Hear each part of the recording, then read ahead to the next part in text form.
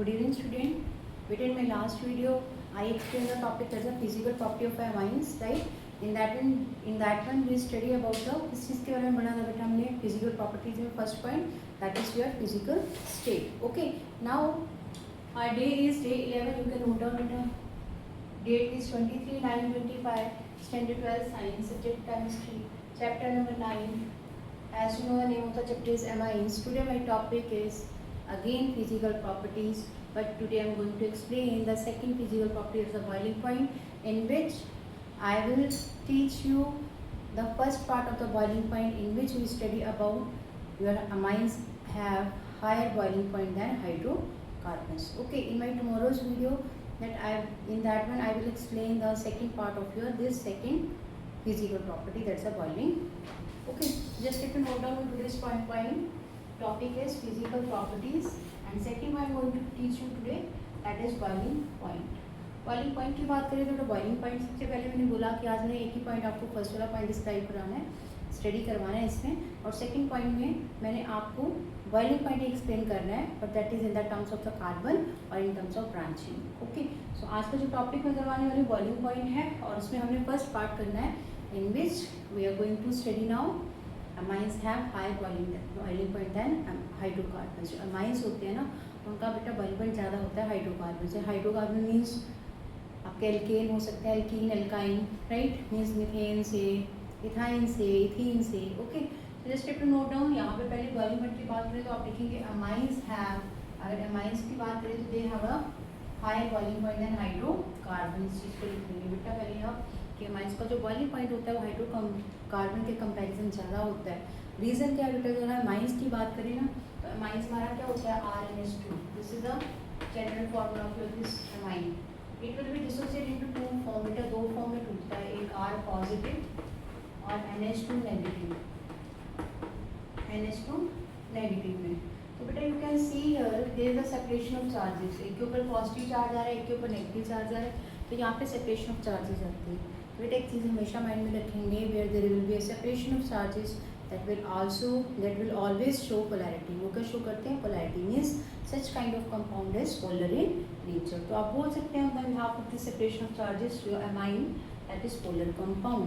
और polar है, जितने भी polar compound होते हैं बेटा उनका boiling point हमेशा ज़्यादा होता है. जबकि हाइड्रोकार्बन्स में देखें अगर मीथेन की बात करें तो कार्बन के साथ जो हाइड्रोजन को कोवैलेंट बॉन्ड बना रहे हैं, that means there will be no separation of charges. That's why they have a low boiling point than their amines. Is this clear? So that one just to note down. As I explained the reason, because of reason that reason क्या होता है मैंने, amines हमारे क्या होते हैं बेटा, polar compound. Polar ऐसे भी यहाँ separation of charges exist करे आप हम बोलते हैं that are polar compound. Okay? सिर्फ tertiary amines को छोड़ के हमें amine में हमारे पास तीन तरह के हैं, primary, secondary and tertiary.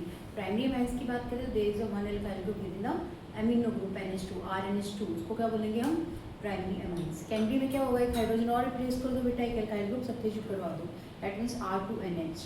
That is your, that makes your secondary amine.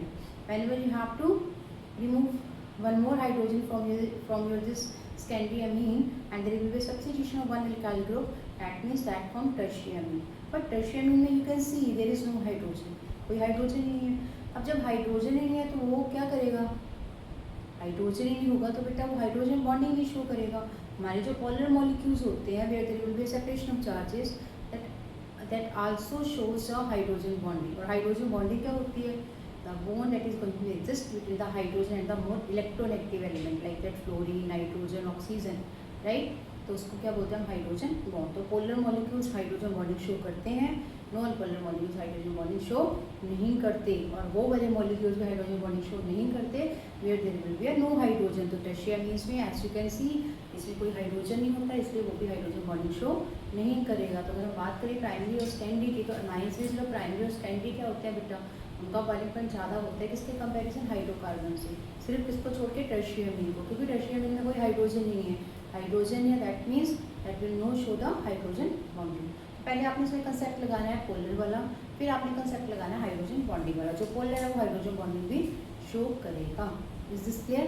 But tertiary amine में as you can see there is no hydrogen, और हाइड्रोजन बॉन्डिंग में there must be a presence of which element, hydrogen. Hydrogen तो होना ही चाहिए, but tertiary amine में तो hydrogen नहीं है, दैट मीन्स टर्शियरी अमीन हमारा हाइड्रोजन बॉन्डिंग शो नहीं करेगा। और जब भी हम हाइड्रोजन बॉन्डिंग की बात करते हैं ना बेटा, तब हम उस time at that time there is need to study about the, किस चीज़ का पढ़ना पड़ता है हमें, एसोसिएशन को। मीन्स जहाँ पे हाइड्रोजन बॉडी एग्जिस्ट कर रही होगी, that compound is always existing in association form. तो आपस वो हमेशा ही एसोसिएट होते हैं, जुड़ते हैं एक दूसरे के साथ। तो आपका प्राइमरी अमीन भी आपस में एसोसिएट होगा, सेकेंडरी भी होगा, बट टर्शियरी नहीं होगा। रीजन मैंने बता ही दिया, as there is no hydrogen bonding. Okay, just एक नोट डाउन बेटा, रीजन लिखा है कि हमारे पास वो जो हमारे माइंस हैं वो सारे क्या होते हैं, हाई बॉइलिंग पॉइंट है, क्योंकि वो पोलर होते हैं सिर्फ टर्शियरी अमीन को छोड़ के।